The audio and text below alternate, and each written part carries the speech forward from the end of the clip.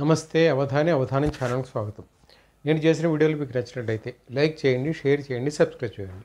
అట్లాగే bell icon మీద నొక్కితే నేను వీడియో అప్లోడ్ చేసిన వెంటనే మీకు సమాచారం ఉంటుంది, మీరు చూడొచ్చు, కామెంట్ చేయొచ్చు. రైట్, ఈరోజు చాలా అనూహ్యమైన పరిణామం సంభవించింది. బహుశా భారత రాష్ట్ర సమితి ఎప్పుడూ కూడా ఊహించి ఉండదు. ఆ పార్టీ అధ్యక్షుడు, మాజీ ముఖ్యమంత్రి, ప్రస్తుతం గజ్వేల్ ఎమ్మెల్యే కె చంద్రశేఖరరావు ఇవాళ ఎర్రవల్లిలో ఫామ్ హౌస్లో ఒక సమావేశం ఏర్పాటు చేశాడు ఎమ్మెల్యేలతోటి.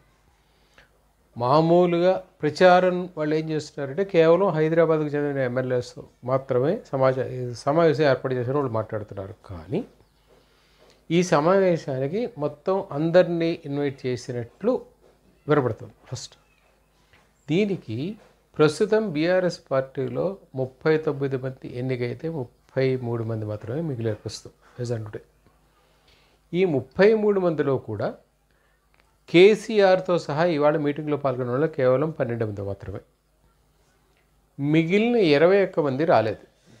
రాకపోవడానికి వేరియస్ కారణాలు ఎవరో ఏమిటో చెప్తున్నారు. కానీ what ever the reasons it is, majority ఎమ్మెల్యేలు ఈ మీటింగ్కి గైర్హాజరయ్యారు.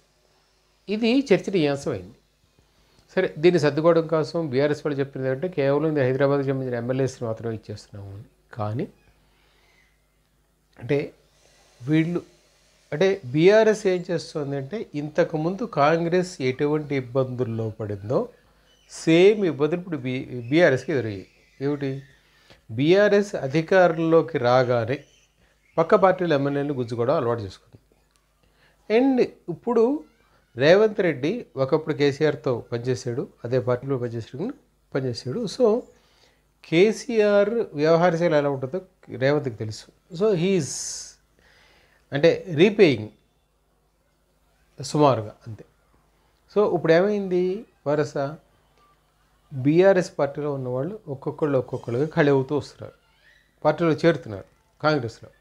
సరే, వాళ్ళు చెప్పే ఇది చాలా ఉంది. ఇప్పుడు అంటే కొద్ది రోజుల క్రితం మనం పోచారం శ్రీనివాసరెడ్డి, ఆయన మాజీ స్పీకర్, ఆయన బీఆర్ఎస్ వదిలేసి దీంట్లో చేరాడు. ఎందుకు? ఈ రైతుల విషయంలో రేవంత్ రెడ్డి చాలా బాగా చేస్తున్నాడు, కాంగ్రెస్ పార్టీ బాగా చేస్తుందని చేరుతున్నాడు. ఎవరు ఒక పార్టీని వదిలి వేరే పార్టీలో చేరినా వాళ్ళు 100 రీజన్స్ చెప్తారు. ఇది సహజం. ఆ రీజన్స్ జెన్యూన్ కాదు అని చెప్పే వాళ్ళకి తెలుసు, వాళ్ళ పార్టీ వాళ్ళు ఏ పార్టీ నుంచి వచ్చారో వాళ్ళకి తెలుసు, వాళ్ళని చేర్చుకున్న పార్టీకి తెలుసు. There is something beyond visual, కనపడే దానికన్నా చాలా భిన్నంగా ఉంది వెనక. ఇది ఎప్పుడు ఎక్కడా జరుగుతుంటుంది, ఏ పార్టీలో అయినా. అదేమి కాంగ్రెస్కో బీఆర్ఎస్కో ఇంకోళ్ళకో ఇవాళ మినహాయింపు కాదు, ఎవరికీ కాదు. ఇక్కడ కూడా అది జరుగుతుంది. వీళ్ళందరికీ ఏమిటండి, ఎవరి ప్రయోజనాలు వాళ్ళకు ఉన్నాయి. వాళ్ళ ప్రయోజనాలు కాపాడపడాలి అంటే అధికార పార్టీలో మాత్రమే ఉండాలి. ప్రతిపక్షంలో ఉంటే వాళ్ళ ప్రయోజనాలు కాపాడబడవు. అంటే మనకి కేసీఆర్ గతంలో చెప్పాడు, ఇది రీ ఎలినేషన్ ఆఫ్ ఫోర్సెస్ అని. అంటే ఈ శక్తులన్నీ రాజకీయ శక్తుల పునరేకీకరణ అనే పదం వాడాడు ఆయన.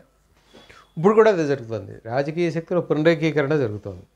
ఇంతకుముందు అది బీఆర్ఎస్ ఆధ్వర్యంలో జరిగింది, ఇప్పుడు కాంగ్రెస్ ఆధ్వర్యంలో జరుగుతుంది. అంతే తేడా, నథింగ్ డిఫరెన్స్. సో ఇంకెంతమంది ఉంటారో ఇంకా ఎంతమంది కాంగ్రెస్కి వస్తారు అనేది ఇంకా స్పష్టత లేదు. కానీ ఖచ్చితంగా కాంగ్రెస్ వాళ్ళు చేస్తున్న ప్రయత్నాలకు బీఆర్ఎస్ వాళ్ళు ఓకే చెప్తున్నారు, వస్తున్నారు. This is sure. అండ్ బహుశా అసెంబ్లీ సమావేశాల ప్రారంభానికి ముందే మరింత ఎక్కువ మంది